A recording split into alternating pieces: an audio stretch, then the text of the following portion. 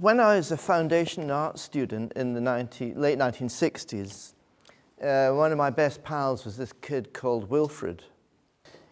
This guy knew everything about cars. You know, he just was a car nut. And he was one of these boys who passed his test for driving when he was 17 years old. And you'd be sitting on a wall, you know, this is in Newcastle under Lyme in the Potteries.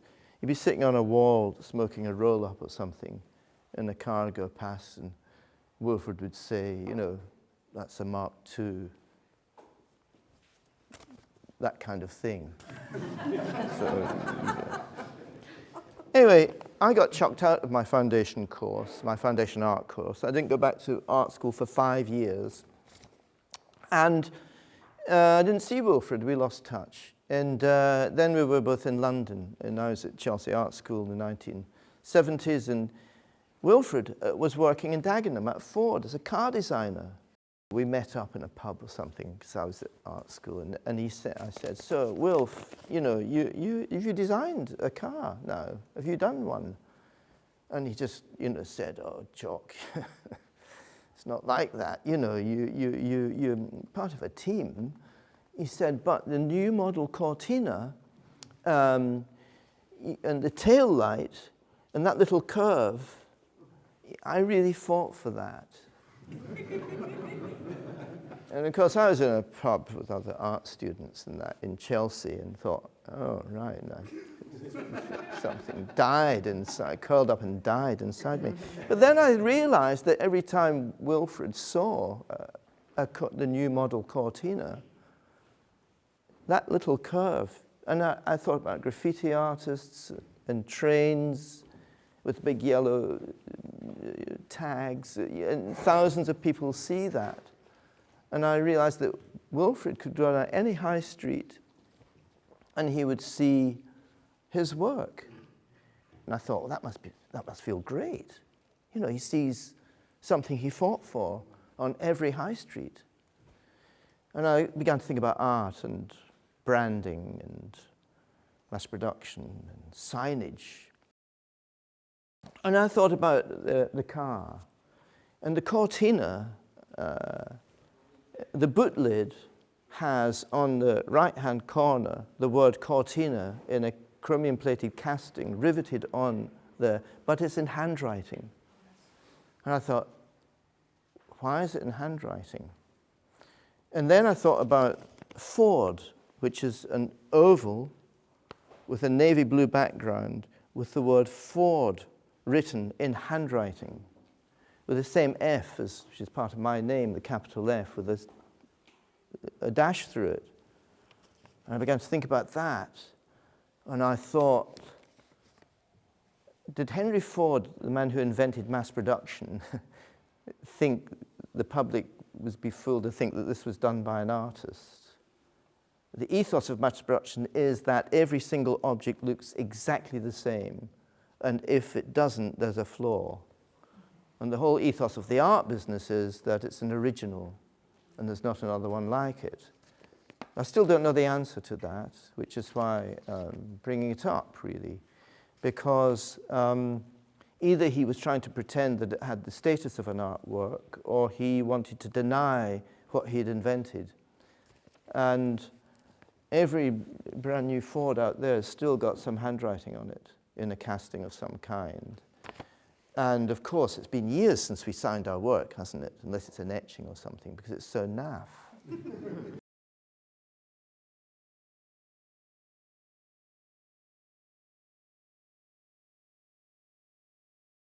When you go to art school, you get lots of stuff put in your head. You know, I mean, you get Robert Smith's and Spiral Jetty in there. You've got Dan Flavin's strip lights. You've got Don Judd's improbable shelving units. They're all jumbled up in there with Lucian Freud and Andy Warhol and Jeff Koons and all these other people. And you carry this about with you in your head. You can't help it. You've been infected. And everybody's got stuff in their head, of course. People have got Simon Cowell or Taylor Swift and David Beckham or whatever football team. But there's a sort of strange Freemasonry or some kind of stuff that you carry on your head, which you know that all the people going to the tube and going down to the, driving their cars on the motorway, they don't have that. Unless they've been to art school, which is the minority, a huge minority. So I was sitting having my cup of tea in my front yard one day, and a man came to the gate of my house. And this man asked me a leading question. He said, "Are you an artist?" And then all this jumbled up in my head. They all started jangling around, Robert Smith and Spiral Jetty and Dan Flavin's shelving things, light bulbs and so on. And I thought, suddenly, am I an artist? Fucking hell. Who wants to know? Maybe. I'm not telling you. And of course, it was Cedric Christie.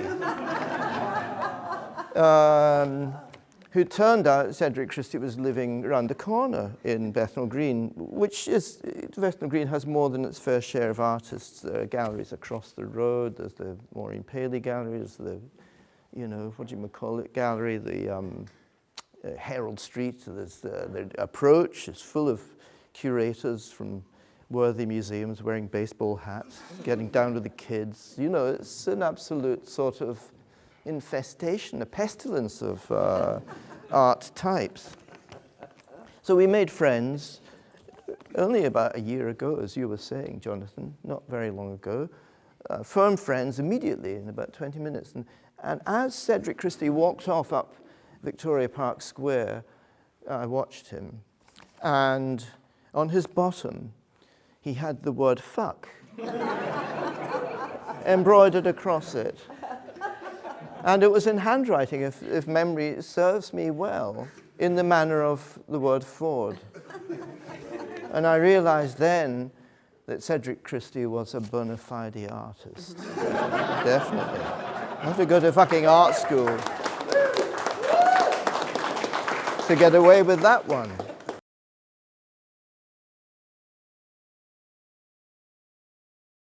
What I hadn't realized when I met Cedric Christie, that his work had preceded him, because about, I don't know, you will be able to tell me later when you're allowed to speak, 10 years ago, just for the sake of maybe, of walking down Victoria Park Square in the other direction, and the usual line of cars. And one of these cars was festooned with stickers, vinyl stickers. And I thought, that's, belongs to a boy racer from Essex, or a rally driver maybe. Why not? They come up to London occasionally to make a noise and do some recreational driving. And as I walked past this car, I saw the word on the back. It said Documenta. And of course, Robert Smith and Spiral Jetty and Andy Warhol and the shelving units and everything else jangling about, and again, and I thought, that's really peculiar. Look, it says Tate on the side. And none of it said Shell or BP or Ferodo or any of these things you expect on those cars. It said you know, voice.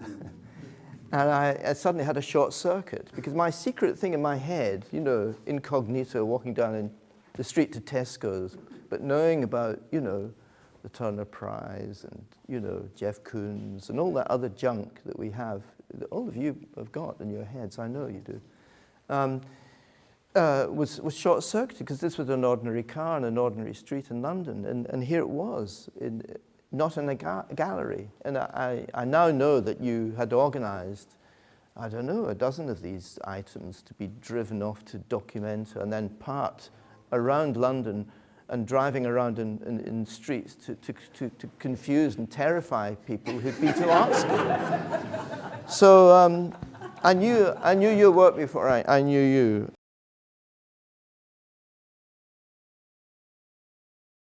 The other thing which is going to be annoying is about the pink and brightly coloured scaffold pole sculptures. The thing that I thought about those, Cedric, this confounding of expectations, and you're going to hate this. There's a television personality called Grayson Perry, and he's the sort of Lily Savage of art, and he actually has, like me, he's a motorbike rider. We have ridden bikes together with Grayson. You know, we've been to the TT together in the past. So he's a biker. And he's done this thing where he spent 80 grand on getting someone to make a customized Harley, which he painted pink, because people with Harleys usually have flames painted on the side to make them look macho, as if you have to have really big balls to ride a Harley and make a huge amount of noise. And Grayson's got a fucking box for his teddy bear on the back of his one. So he's taking something and confounding. So you've got very feminine scaffold poles. And also, just to mention him again, he's very good at making tapestries where you see a beautiful frieze of flowers. But what you don't realize until you look again is that it's actually a cock and balls of the penis that's flying around with wings.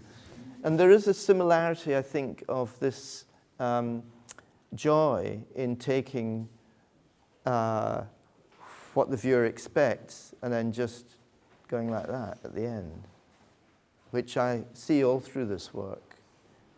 And I haven't got anything else to say, really, except how much I admire it, and you. So that's the end, folks.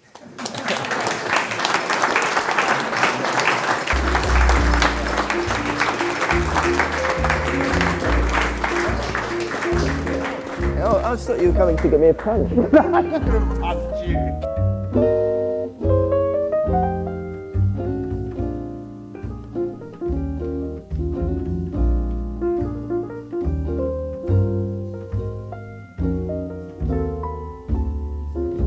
How did I know? I don't know if I don't know if I am.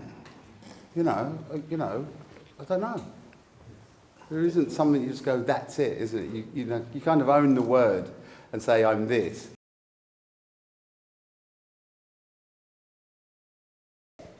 I asked Jock if he's an artist because Tom, who's not here, is Tom here?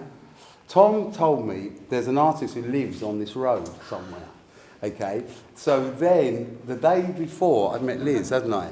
We had a mutual friend, and Liz was going to Jock's house. Shit, that's in my notes. I forgot to mention it. He saw an artist coming to my house, and he thought, oh, there are artists in there. They must be talking about Robert Smith's and Spiral Jetty, and Dan Flavin, or Flavin, or whatever you call him. Liz was going to this house for dinner. I then went back, and I said to Kate, there's an artist on that street, and I met someone who was going there. And then the next morning, me and Kate... She's upstairs. Oh, right. You're on your own. We walked to Jock's. She knows, she goes, I know where that house is. Because it had a garden. So I looked, as we walked past, I looked, and he was sitting outside. And that's when I said, are you an artist? And then, You did. and that was it.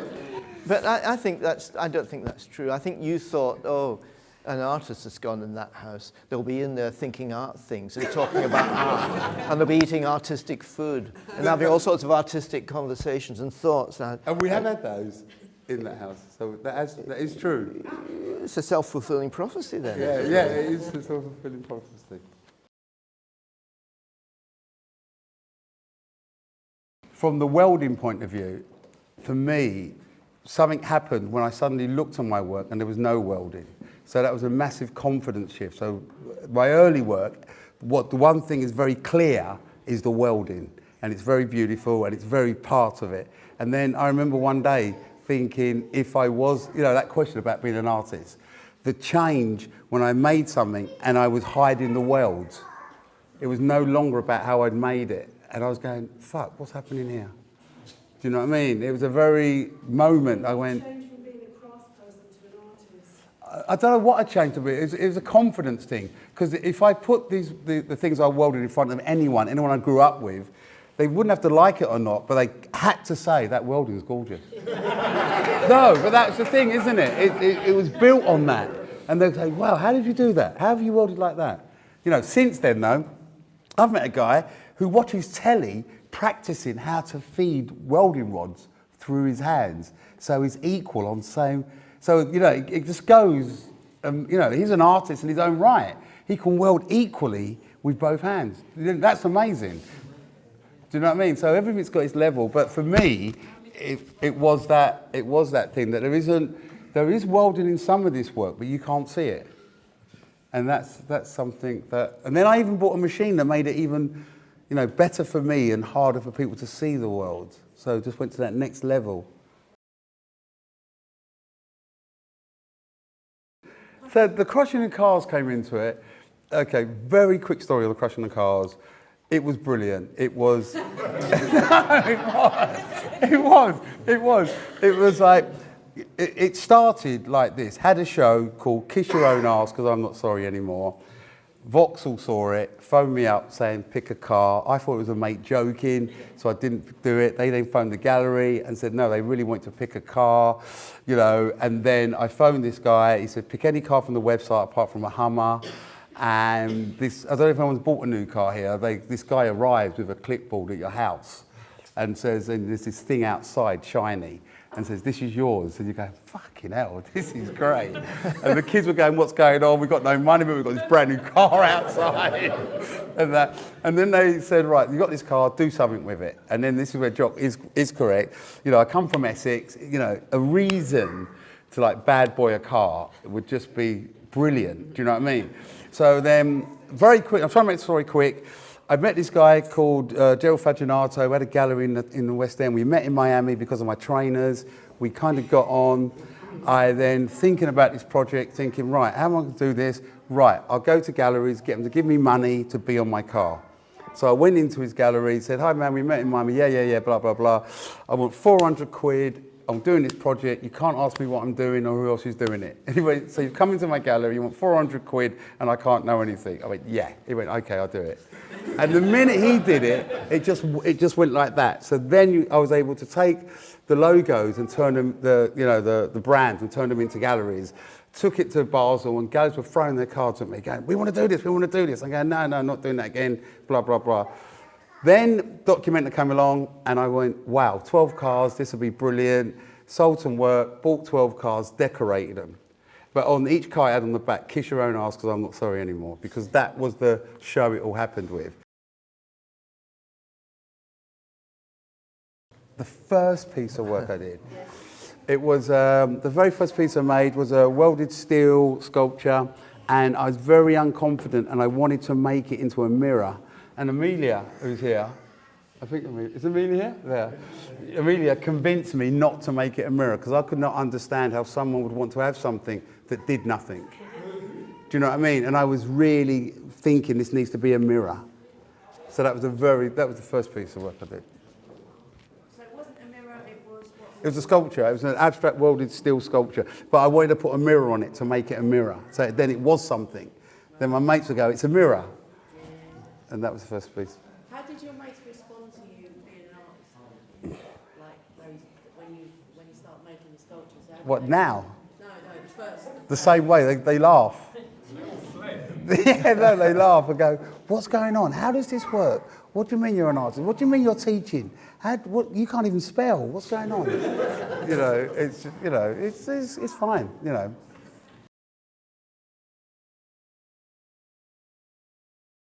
So I made this piece of work saying the idea that all decisions of a meeting is already made at the entrance. I use doormats to say you go in, but it's already made, it's already summed up. And you're just going through the procedure of it. You're not going to change anyone's mind, do you know what I mean? It's already done. So I made a series of them and they sold. And then what happened was, Twin Towers happened. I did that normal thing going, what the fuck are the Americans moaning about? It's 2 buildings, they've fallen down, it's not a big deal, just get on with it. Go to America and I see it and I just cry. The size of the hole in the ground. I'm going, fuck, I don't understand this, what's going on? So then I come back and I look at the 2 most important dates for me in American history, which would be the attack on Pearl Harbor, December the 7th, and the Twin Towers, the 11th. So I've got a newspaper from the day after the attack in Pearl Harbor, and I read the opinion page and I take the words out of it. So the words on it are like declaration, defence, knowledge, honour, understanding, judgment and fairness. They come from the President of America after the attack on Pearl Harbor, the comment page. This side comes, the next side come on the comment page the day after in the Financial Times is Bush's speech in the comment page. So these are the words out of it: cowboys, Indians, truth, chance, history, morals, sorrow, values, irony, pity, divide. When I was making that, I kind of went, okay, tried to work it out, how to show it.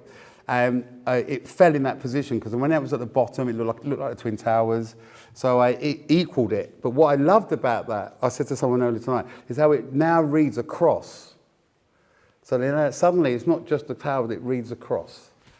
And it's the first piece of work that's actually ended, because after that, I kind of thought I can't say anything more in those poem pieces, so it kind of ended. So no more questions? Great. Let's get some drinks. Thank you, Jock. Thank you, mate. Thank you. Oh. Good, yeah. Yeah. Congratulations on the sale. Yeah, That's great.